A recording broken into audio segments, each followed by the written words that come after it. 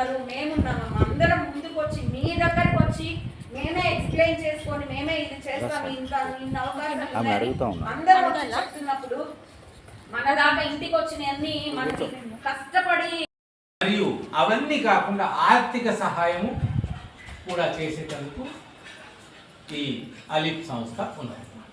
So ఆ అలిప్ సంస్థ pamphlets మీకు ఇప్పుడు ఇవ్వబడతాయి, దానికి సంబంధించినవి. ఎప్పుడైనా ఇది అయిన తర్వాత మీకు ఎప్పుడైనా మీకు సంబంధించినటువంటి వ్యాపార వ్యవహారాల్లో ఏదైనా చిన్న పరిశ్రమ, చిన్న ఇంట్లో కుటీర పరిశ్రమ ఏదైనా పని చేయాలనుకుంటే, దాన్ని పెంచుకోవాలనుకుంటే, దానికి ఏదైనా లోన్ కావాలన్నా లేకపోతే శిక్షణ కావాలన్నా, దాన్ని ఏ విధంగా చేయాలి, మిషనరీ గురించి ఏదైనా కావాలన్నా, లేదన్నా ఏదన్నా కొత్త వ్యాపారం పెడదామని మీరు అనుకుంటే దాని లోపల ఎక్కడ ముడిసరుకు దొరుకుద్ది. తర్వాత ఇప్పుడు జూట్కి ఫౌండరు, దానికి ఈ మాధవి మేడం లాంటి ఎంతోమంది డైరెక్టర్లు దానికి తోడ్పాటును అందిస్తూ ఇప్పుడు కొన్ని వేల మంది మహిళలు పారిశ్రామికవేత్తలుగా, కుటీర పారిశ్రామికవేత్తలు, మాధ్యమిక, సూక్ష్మ, చిన్న తరహా అన్ని పరిశ్రమలు స్థాపిస్తూ ఇప్పుడు ఇందులో భాగంగా మేడం కూడా ఒక పరిశ్రమ స్థాపించిన మేడం, ఫుడ్ ప్రాసెసింగ్ పరిశ్రమ.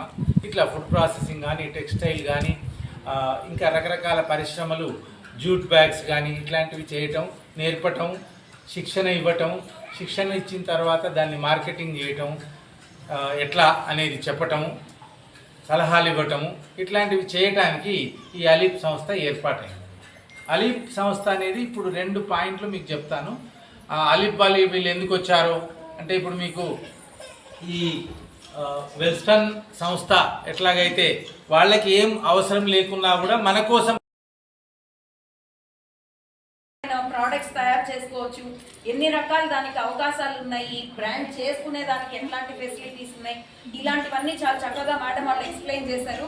నేను కూడా మేడం వాళ్ళతో కలవటం ఇదే ఫస్ట్ టైము. మేము ఈ సంస్థ మా సంస్థ 2 కలిసి మంచిగా మీకోసం మేము చాలా కార్యక్రమాలు కలిసి చేయాలనే ఆలోచనతోనే ఈరోజు ఫస్ట్ ఒక మీటింగ్కి కలవటం జరిగింది, అది కూడా మీ అందరితో పాటే. సో మేడం వాళ్ళు చెప్పారు ఎన్ని రకాల మార్గాల్లో వాళ్ళు హెల్ప్ చేయగలుగుతారు. మెషిన్స్ కావాలన్నా ఎప్పుడు కూడా నేను ఇందాకే అన్నా కదా, నేను బిడ్డని గంట నువ్వు పెంచు అనేలాగా ఎవరు బిడ్డల్ని కన్నారు. నా బిడ్డను నేనే పెంచుకుంటాననే ఆలోచనతోనే ఏ తల్లిదండ్రులైనా బిడ్డల్ని కంటారు కదా.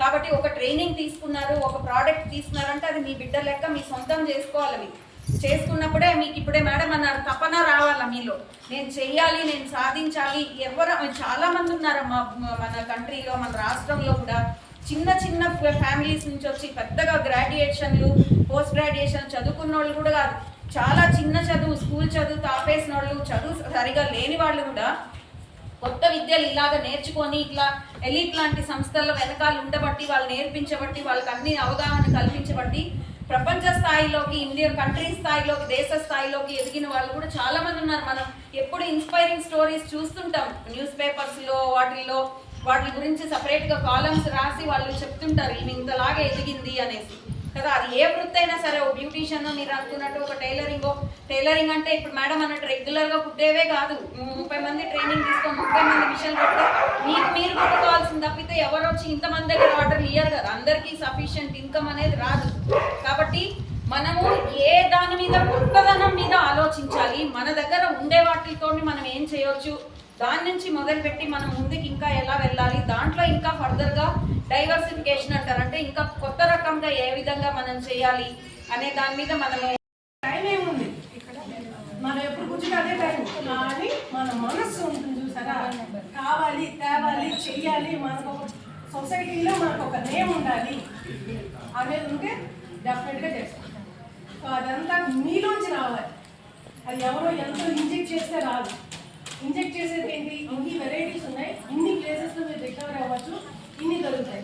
ఇంకా చెప్తా చూడండి, ఫ్లవర్స్ ఇంకా నేను వస్తుంటే గులాబీ పూల ఫ్లవర్స్ చూసారు వస్తుంటే, అంటే ఇక్కడ ఫ్లవర్స్ కూడా బాగా పండుతాయి నాకు అర్థమైంది. ఏం కావాలి అస్సలు లేదే మనకు జరగదు అనేది ఏమేమి ఉన్నాయి. ఫుడ్ వెరీ గుడ్ అమ్మా, చెప్పాలి గట్టిగా. బట్టలు కావాలి కదా, నడుస్తుంది కదా, బట్టలు కదా, నీడా కదా. ఈ 150 కోట్ల మందికి బట్ట కావాలి, తిండి కావాలి. ఫుడ్ కావాలి కదా. ఇవి మనం ఎక్కువ ఫోకస్ చేస్తే మనకి వ్యాపారం బాగుంటుందేమో. ఇవి ఏమవుతాయంటే ఇవి కూడా చేయొచ్చు, ట్రెడిషనల్గా ఉన్నాయి చేయొచ్చు. ట్రెడిషనల్ అంటే మనకు పురాతన కాలం నుంచి వచ్చేటువంటి ట్రెడిషనల్ చర్యాల పెయింటింగో లేకపోతే నిర్మల్ పెయింటింగో లేకపోతే ఇట్లాంటివి చేస్తే మనకి వెళ్తాయి. కొన్ని ఊళ్ళు కూడా వెళ్తాయి. ఇది ఏం చేస్తారంటే సంవత్సరానికి ఇప్పుడు మనం మధ్యతరగతి వీళ్ళల్లో ఏమవుతుందంటే ఒకసారి కొంటే మనం 20 సంవత్సరాలు వాడతాం. మన భారతదేశంలో ఉన్నటువంటి పరిస్థితులు, ఒక మనిషి ఇది మనం కొనుక్కుని ఇంట్లో పెట్టుకుంటే దీన్నే ఉతుకుతాం, దీన్నే చేస్తాం, అన్ని దీన్నే చేస్తాం. కాబట్టి ఇది ఎక్కువ పోదు.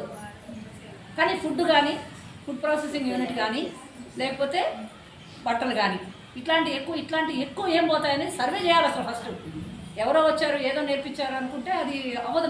మనకేం కావాలి, మన గ్రామంలో మన చుట్టుపక్కల గ్రామంలో ఏమి అవసరం ఉంది అనేది సర్వే చేసుకుని దాన్ని బట్టి మనం వ్యాపారం చేయాలి. వ్యాపారం చేయాలి అంటే ఒకళ్ళ ద్వారా అవుతుంది, ఇద్దరి ద్వారా అవుతుంది. ఒకళ్ళు ఇనిషియేషన్ తీసుకోవాలి.